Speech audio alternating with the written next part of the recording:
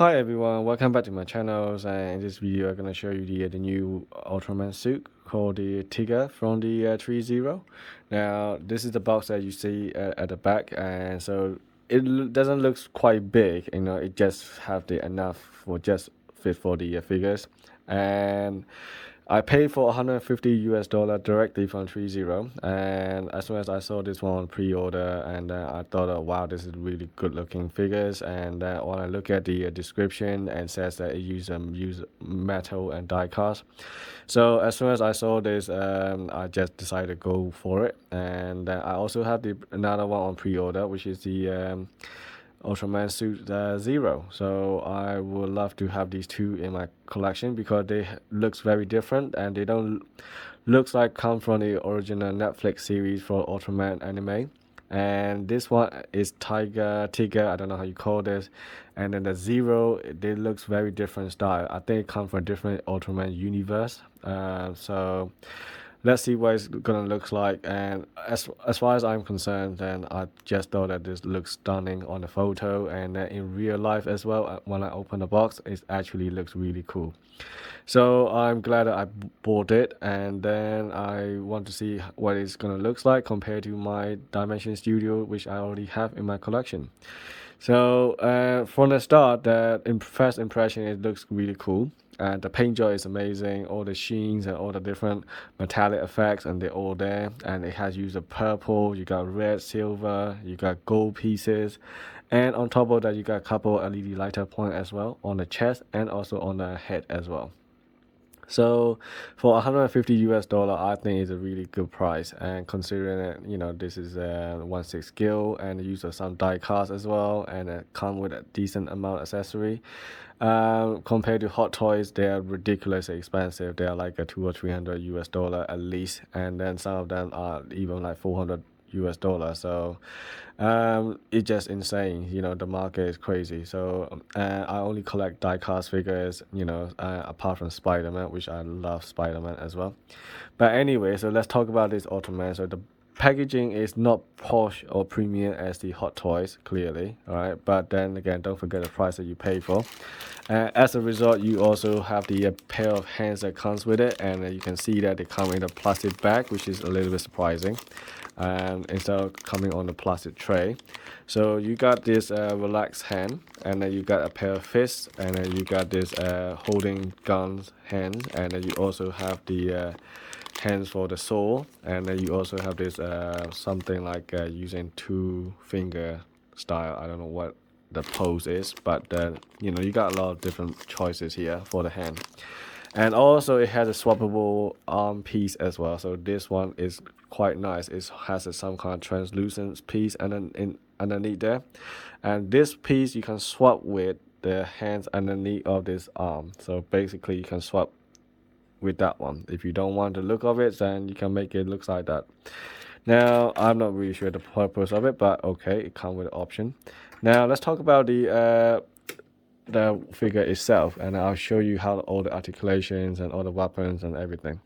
So let's look at the sword first. So I just pull it out.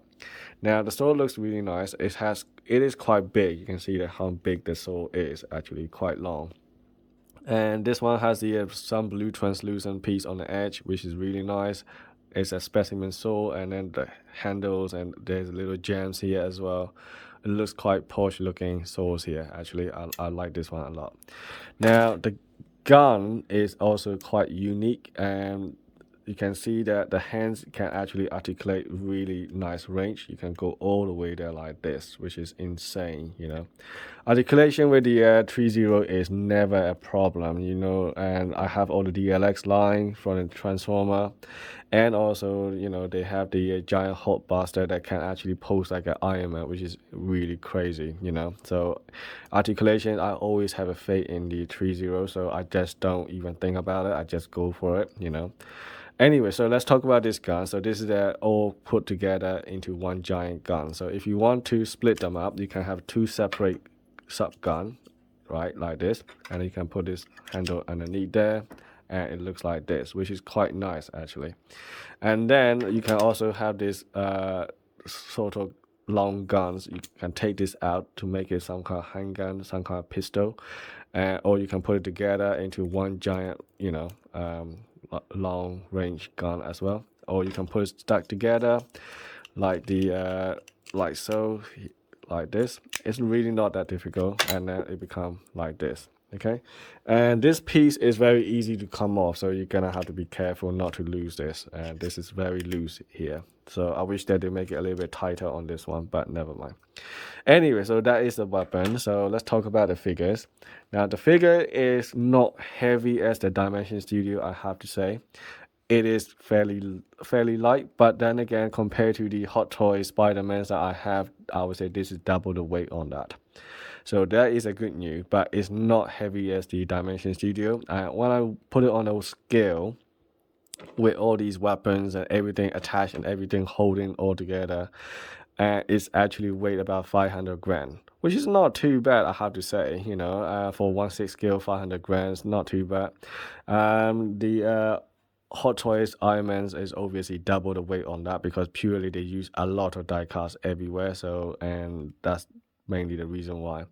Now in this one, it doesn't look that heavy. The most of the die cut is only on the feet. So this whole sole, the feet and the sole is all die cast. And so is this legs here. This is all die cast because it's cool to touch. And then this red part here is die cast, and the purple part here is actually plastic here. And then this crouch here is plastic. And then this one is, surprisingly, this is rubber. I've never seen a rubbers in the figures before, and I'm a bit concerned that this rubber might have a paint issue over time. Now, it's not only in this area. This one has quite a lot of use of rubbers everywhere. I think the previous generation of the Ultraman suit from 3.0 are also the same, because their waist here is actually made of rubber. So this whole waist here is actually soft to touch. And then this chest part is actually plastic, right? And then this top part here, this neck around area, they're also soft rubber as well. Now also on the side here, on this red part, this is also rubber. So is this on the side also rubber, because you can see that it's soft to touch and you can squeeze it. At the back, also the same story. So all this silver and red part is actually so squeezeable. You can see that it's so soft. And so I'm a bit concerned about this rubber in the figures with the paint. So I think it will wear off over time. So that is my only concerns, I have to say. But the on the top part is all plastic, and the inside there is quite hollow, I have to say. Also, it doesn't have any opening part here like the other Ultraman. And then again, I don't know about Tiga suit, and I don't know whether this figure is actually flyable. I know the Ultraman Suit 7 is actually, I never seen an anime that can actually fly. So anyway, and then here on the bicep is, I think it's a plastic, I'm not sure. But then this whole arm is I think it's plastic again. But I think this silver piece at the edge here, this is actually made of die cast here. So shoulder pad is plastic, so is a head, everything is plastic. So there we are. So it is reasonable amount for die cast, but it's not as much as the Dimension Studio, I have to say. But then again, I think this is more movie accurate and more realistic feel, because you can see the arm piece in the middle. It looks like actually looks like a real arm. In a Dimension Studio, it usually some kind of plastic piece in the middle, so it's kind of thin, feel like more like a robot. So I think this one is much more accurate to the movie and more realistic.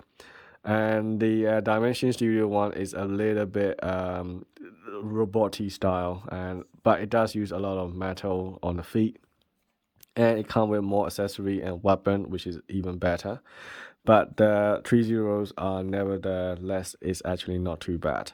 Now this joint here is actually rubber as well. So basically a lot of these purple and red and silvers here are all rubber around here.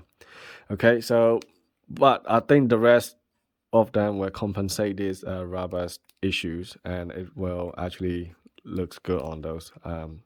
Anyway, let's talk about the articulation. So you got the very nice range on articulation here. So you got the head, you can actually move that much, which is insane amount of range. This is really cool. You can pose anywhere you like on the head, right? And also shoulder pad, you can move this out, and then you can swivel it to the front. You can see all this stuff is covered, which is nice. The arm can actually lift up to a decent range. I can go further, but I don't want to push it too far. I don't want to break anything. And then the bicep can actually swivel as well. Okay, so this is very nice to do. And then I think the joint here is insane. Let me show you what I mean by that. So you got double elbow bend, which is insane range. Look at that. And then this rubber piece is covering all the joints here. I think this is the reason why they put it here like that. So this is really nice. And then the chest can actually swivel as well. And then you can crouch down, very nice range. And you can also go up, which is nice range as well. And you can bring these little things down, but you got to be careful not to put too much. And you can see that the paint is already chipping off in my figures because I think I've been playing around a little bit. So just be careful with that. And then the feet here can also pull it down, and you can see that inside is quite hollow and just holding a one giant plastic pole in the middle with the ball joints. So it's quite a lot of hollow part inside there. That's why it feels a little bit light, I think. And then obviously the legs can actually go all the way there. But then you can see that it's kind of coming down by itself because the joints here is a bit loose, I have to say, because of the weight of the feet is heavy here on this side. And then the knee can actually go around, which is also very nice. You can see that it's very good range here. So basically everything about this figure is really, really good, and I actually liked it all about it. So apart from the use of loads of rubber around the body and not too much die cast on the top part of the body. So but anyway, so it's not too bad. And then you got toe articulation as well if you want to, and you can bring down all these little pieces to cover up all the joints here, which is very nice. So anyway, so let's look at the LED lighter point. So let me switch out the lights here, and to turn on a light you just have to take these spines off, which is easy, and then you just turn on the light, and then you can see that the blue light were lit up like this. It's very nice looking lens here, which is really cool. And then on the head you got to take this back piece out like that. Okay, and then you got little lights here, which is head is now halfway, and then you can see the light on the eyes and the Tiga gem were lit up. So it's not too bad. I actually liked it for the LED lighter point. So yeah, in general, I would say this is a good figure for the price that you pay for. But then again, don't expect to have all the pieces to be awesome. What I mean by that is don't expect all this piece to be a plastic and solid quality here. Anyway, let's turn on the light back. So what I also like is this figure has all the close gap here on the shoulder pad and everywhere else. So very nice in terms of the realistic and no gap here at all whatsoever, like an Iron Man. So that's a good thing. But on the downside, as I said, use of rubber is my only concerns with this figure. Otherwise, I have no issue here whatsoever. Anyway, thanks for watching, and I hope to see you in the next video. So cheers and stay safe.